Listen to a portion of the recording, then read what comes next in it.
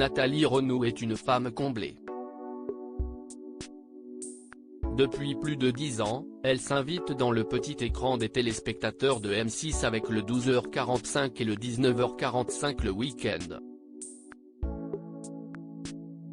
Ce travail lui a permis de rencontrer l'homme de sa vie Mathieu, qui n'est autre que le rédacteur en chef des journaux du week-end. Ensemble, ils ont pu avoir 2 enfants en se tournant vers l'adoption.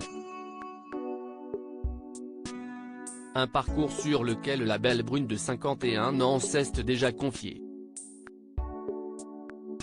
En 2013, Nathalie Renaud proposait le documentaire Alicia, Stéphane, Nathalie, ils enquêtent sur le secret de leur naissance.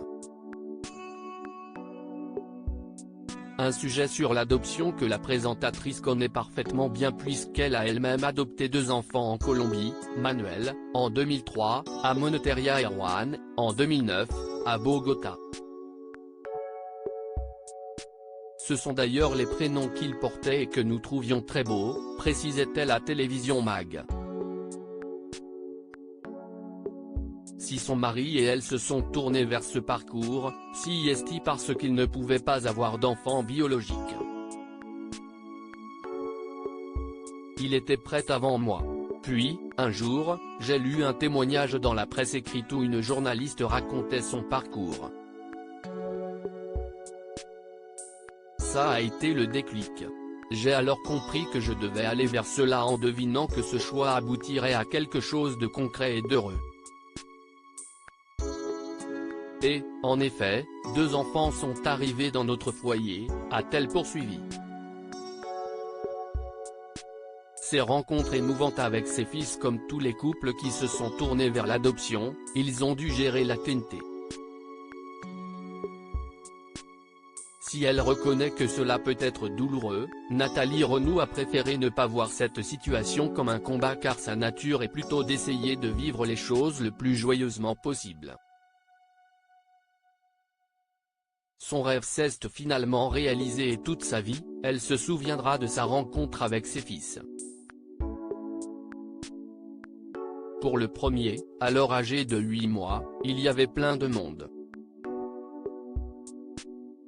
On a mis un bébé dans mes bras et il a hurlé. L'assistance semblait attendre de voir notre émotion, mais la vraie intimité a eu lieu à l'hôtel au moment de sa première sieste avec nous. J'ai pu regarder Manuel longuement pendant qu'il dormait.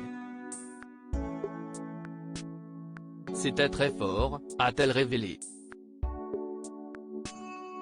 Pour le second, à Bogota, on les a laissés vivre ce moment seuls en famille avec leur fils aîné.